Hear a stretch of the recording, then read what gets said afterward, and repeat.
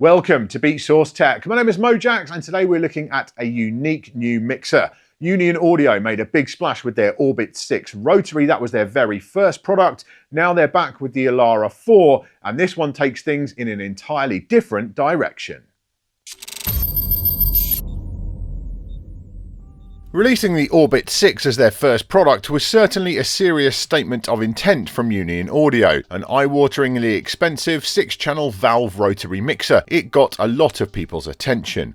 Of course, it certainly wasn't the first product to come from the mind of its designer, Andy Rigby-Jones, who has previously been responsible for many other well-known mixers like the Zone 92, the Master Sounds range and the Play Differently Model 1 and 1.4. I loved the Orbit, finding the sound to be truly spectacular, but at $5,300 it was always destined to be a rather niche product. So I was intrigued to find out what they would do next, and it ended up being this, the Elara.4. It's a 4-channel all-analog fader mixer, which is most notable at first glance for just how compact it is. At around 9 inches wide and roughly 11 inches front to back, it's smaller than the average 2-channel battle mixer, yet manages to fit in 4 channels, an isolator and even a crossfader. This makes the Elara.4 an ideal solution for venue or home booths which are really pushed for space. Despite this diminutive size, the Elara.4 doesn't feel cramped. There's plenty of space around all the controls and everything feels comfortable. The other noteworthy thing about the Elara.4 is that it's available in 4 anodized colours. The black you see here, plus red, blue and silver. To be honest, I kind of wish they'd sent me the red or the blue, as I think those look absolutely epic. But regardless, I always love seeing colour options available on DJ gear, and you can choose which one suits your personal aesthetic best. Handmade in limited numbers in Cornwall in the UK, the build quality of the Elara.4 is, as you might expect, exemplary. The top panel is machined from 5083 aluminium plate and the chassis is constructed from 1.2mm zinc coated steel. The thing just feels like an absolute tank, and that is reinforced by the pots, which are all solidly bolted to the faceplate. The element of the build I like the most is the way the upfaders are sunk into that machined faceplate. It just reeks of attention to detail throughout. Speaking of those faders, I must admit I was worried when I first saw the Elara.4. They are TKD conductive plastic faders which are very high quality and they have a great weighted feel. I'm not personally a fan of the studio style fader caps, but that's very much a taste thing. What I was concerned about though was that I'd seen similar faders on an Andy Rigby-Jones design before, the Model 1, and on that the fader curve is to me not good at all, with very little happening to the sound lower down and a massive kick towards the top. But thankfully on the Elara.4 the curve is much smoother and more linear, meaning that smooth blends are effortless and making this, in my opinion, much more suited to playing genres like deep house. If you do want to employ more of a cutting, choppy style, then the Elara.4 features an inner fader mini, which I'll always be happy to see on any mixer. It's easily assigned to individual channels with a small switch on each. I'll run through connectivity next. Being an analog device, there's not much of note here, but also nothing you'd expect that is missing. There's a master output on balanced XLRs, a record output on unbalanced RCAs, and a balanced booth output with 1/4-inch jack sockets. All good there. There's an aux out with TRS jack sockets and a matching return, which can also be switched out in favour of an insert circuit for external isolators and sound processing. Each of the 4 channels features 2 sets of RCAs, with line and phono options on the first 2 channels and 2 sets of line inputs on channels 3 and 4. This brings me to the one thing I'm not over the moon with on the Elara. I'd much rather see those phono inputs on channels 2 and 3 or 1 and 4. If I'm working with a pair of turntables and a pair of media players, the Elara.4 layout, decks on the first 2 channels, media players on the second 2, just doesn't feel quite natural to me. It's not exactly a huge issue, but something to be aware of depending on your use case. Where the phono inputs definitely don't disappoint is when it comes to their sound. Surprisingly, Union Audio don't go into a whole lot of detail on their website about the sound specs of the Elara.4, but I can assure you it rocks. It has all the hallmarks of great analog kit, the warmth and roundness you'd expect, along with lots of detail and clarity in the mid and high end. I tested the mixer on a few different sound systems and sets of studio monitors and always came away impressed. It seems to be a hallmark of Union Audio products lately that the phono preamps and the line inputs seem to be very well balanced together, and that's very much the case here. I tried a variety of different carts on the mixer and it handled them all with aplomb, and there's enough headroom to deal with a wide range of output voltages too. Overall, I'm simply very enamoured with how the Elara.4 sounds. With the company's heritage, it was kind of expected, but they absolutely delivered here. I have mixed feelings about the power supply situation. On the one hand, I know that external power is generally better for sound quality, but I always prefer the convenience of an internal one. Although the Elara.4 is so compact, I can imagine that being impossible. Overall, it does the job fine, and it should be easy enough to find a replacement 18-volt supply should you lose or damage yours. I'll give you a live run through of the controls on the Elara.4, but there's a few other notes before we get to that. The metal knobs everywhere do have a sturdy and comfortable feel, very premium, but I do find their visibility a touch limited in dark environments with their quite small markings. The cue system is on point with the ability to select multiple channels at once, an add mix function, and an easily accessible split cue. I'd rather see both sizes of headphone jack for ease of use, but 1/4 inch alone is fine, just don't forget your adapter. I will take you through the EQs, but I don't give you the specs. They are 20 dB of cut and 6 dB of boost, and I don't mention that the filter has an auto variable Q. The Q rises with the cutoff frequency to give you that classic filter sound, just like on the recent Master Sounds Valve models, which I love. I spend quite a lot of time on the isolator, but I think it's worth telling you how Union Audio themselves describe it. The isolator has a fixed Q of 1 and it can be swept from 150 Hz to 1 kHz, low mid crossover point, with full kill or a safe plus 6 dB of boost. It's definitely designed to work differently from what I'd call a traditional isolator. So with that, let's get into the demo. So let's talk you through the top panel functionality of the Elara.4. First of all, we have these faders. Very high quality feel to them. I'm not the biggest fan of these studio style fader caps. I never have been and I never will be. But I do appreciate the quality, the smoothness and the resistance of these faders. Now, crucially here, the difference between the Elara and the Play Differently Model 1 and the 1.4 is that these have a fairly consistent curve to them. The Model 1, that line of mixers, has a real kick towards the top. So you get around here, and it's like all of the action. There's nothing much going on at the bottom. It's all at the top. Whereas with these, you've got this much more gradual, smooth curve, which I'm a much bigger fan of for, you know, smooth blends.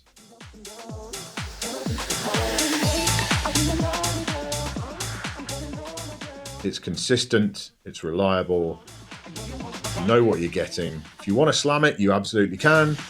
But yeah, overall, I'm much happier with that than I was with the faders on the Model 1. See, we've got these nice clear level meters on each channel. They go from blue to white and then to red. Yes, overall into those. We have the illuminated cue buttons on each channel with the add mix there as well to go between the amount of output level that you've got to. So none to maximum, you can't hear that, but I can. On the subject of faders, we have the mini inner fader here.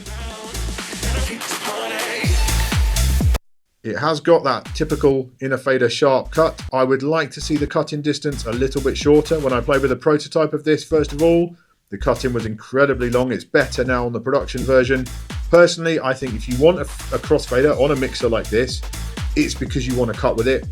So I would implore Union Audio to just go a little bit further with that cut. We know the fader itself is capable of incredibly short cut-in distance, so I would rather see that a little bit shorter. But so for slamming its stuff in, it's absolutely fine. But yeah, personally, I think I'd like to go a little bit further still. Then you could pull off multi-finger cuts like crabs, etc. That would work better for me. You've also got the contour there, so we can go from the sharp cut to a very smooth, gentle curve. And if that's what you prefer, then great. Moving up slightly then, we have the high pass filter on each channel.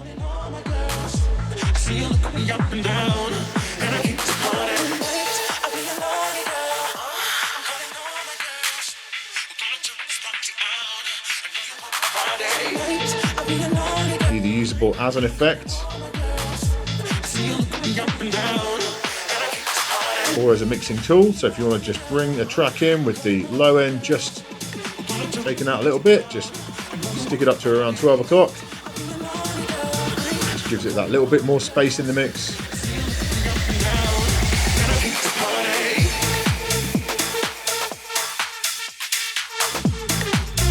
Big fan of using high pass filters for blends. Then we have the EQ, so low, mid and high. They're not full kill, they are EQs, not isolators.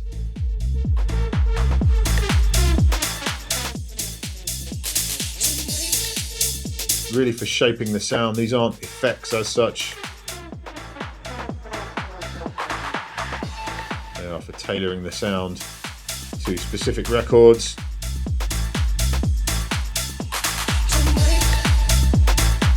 And from that point of view, they do a very good job indeed. Up there we've got the switches to go between the different sources. Then we have the trim control. Then we have the effect send, which can be pre or post fader. I've got it set up post fader here with my EFX 500. So that means when I drop the fader, we get the tail. And likewise, post crossfader as well, if you've got the crossfader assigned.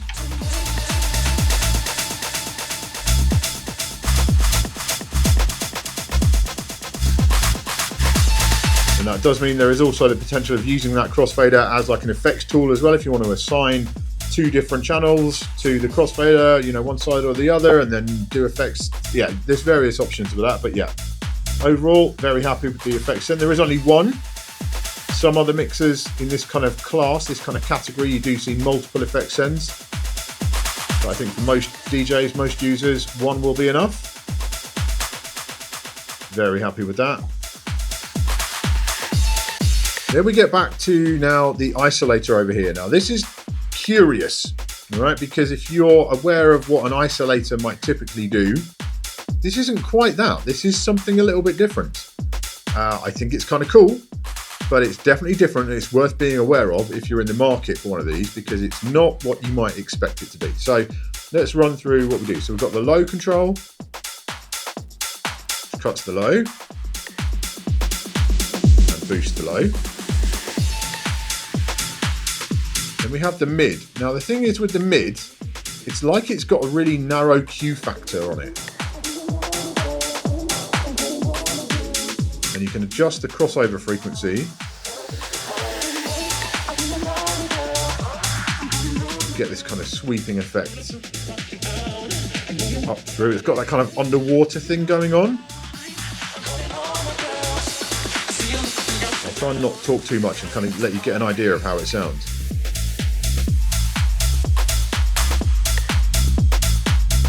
Then the high does drop the highs and boost the highs.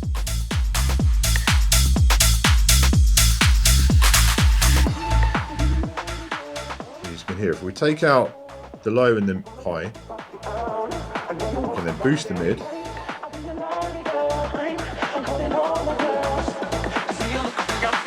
But again, that crossover frequency will affect how much is getting boosted. And if you take them all out, everything's gone.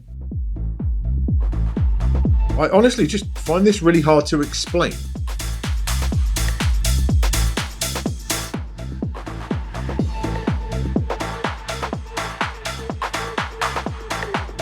And it is not the traditional isolator that you'd find on like a normal rotary or something like that. It's not the same as those found on, you know, the Master Sounds mixers, that kind of thing.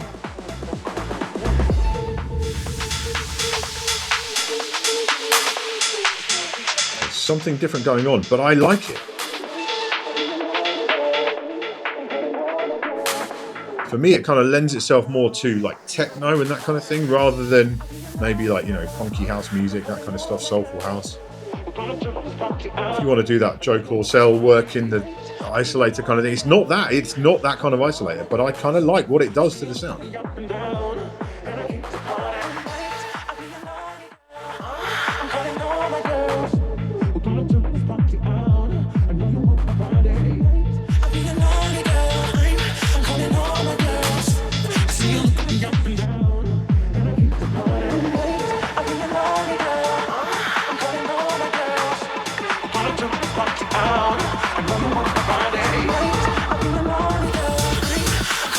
And you've still got the possibility of doing those big, you know, take out the low end and then drop it back in.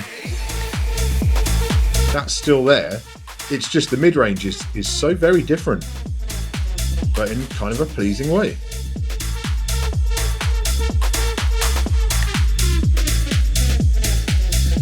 It's a unique sound.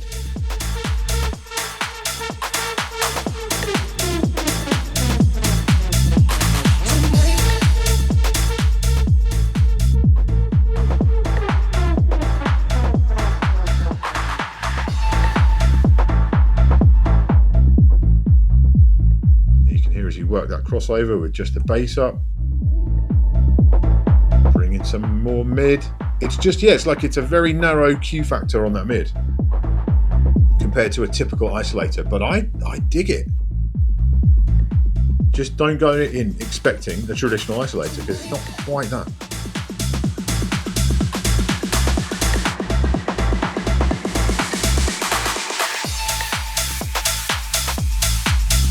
And if that is what you want, then you know you've got from the same stable, you have the Master Sound series of mixers and so on.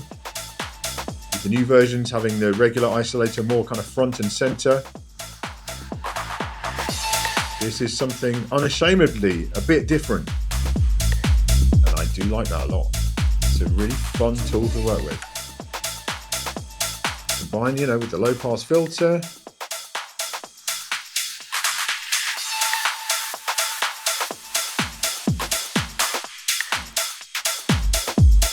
And you've got some fun potential there for sure. Then we've got the master, we've got the booth, split cue, and the headphone controls. Big level meters up in the top right for the master. And yeah, overall, it's one of these things where I wasn't sure how comfortable I would be on the Elara, but as soon as I fired it up and actually started performing on it, you know, on live streams, etc., I felt very comfortable, felt right at home straight away. It is a very simple, but also very powerful mixer.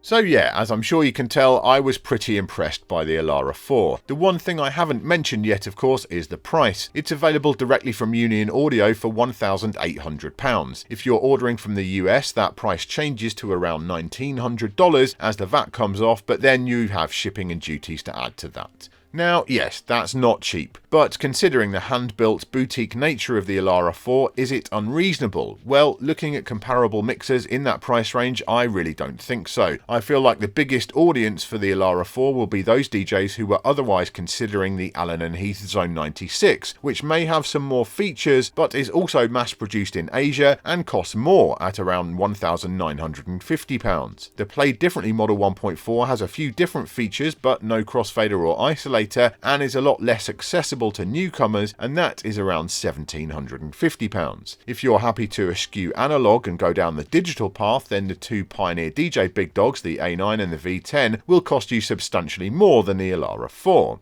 Where things get interesting is when you bring rotaries into the mix, and in particular the Master Sounds range, which of course Union Audio also manufacture. You can get the 2-valve model for a touch more than the Elara, which does elevate the sound just a little, but only has 2 channels. The new Radius 4 Mark II is just £1,225, but that lacks the crossfader and doesn't have channel EQs, so lots to think on. I must be honest and say that for me, if I was dropping this kind of money on a lovely sounding analog mixer, I would want a rotary. But that's because, well, I love rotaries, and I know for sure that doesn't apply to everyone or even a majority of DJs. So if you've decided that you want a fader mixer with familiar controls, fat analog sound that is built to survive the harshest of lives on the road, then you really won't go wrong with the Elara.4. As with the Orbit 6, this is British engineering at its finest.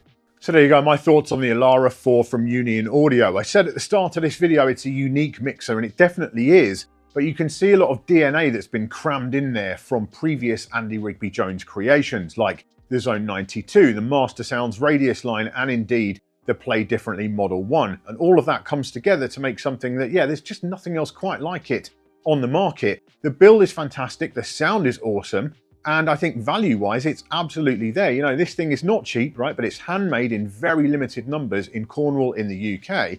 And as far as I'm aware, it's now less than the retail price of a Zone 96. So I think that makes the value proposition very good indeed. Overall, it might not be the mixer for me, but I did feel very comfortable on it. And I don't think there's much about it that would put many people off in terms of design. But I do think there's a certain subset of DJs for whom this thing will just be absolute mixing nirvana. Overall, yeah, I'm very happy to recommend it. It's another solid product, and I'm really intrigued to see what Union Audio come out with next because, yeah, as far as I'm concerned, they're on a roll. Let us know in the comments what you think about the Elara.4. What would you like to see from Union Audio next? And does this one appeal to your style of mixing? Thank you for watching this episode of Beatsource Tech. I do hope you've enjoyed it or found it useful. If you have, please give the video a thumbs up and make sure you subscribe to the channel and you turn on notifications to make sure you don't miss any future videos. I'll see you next time.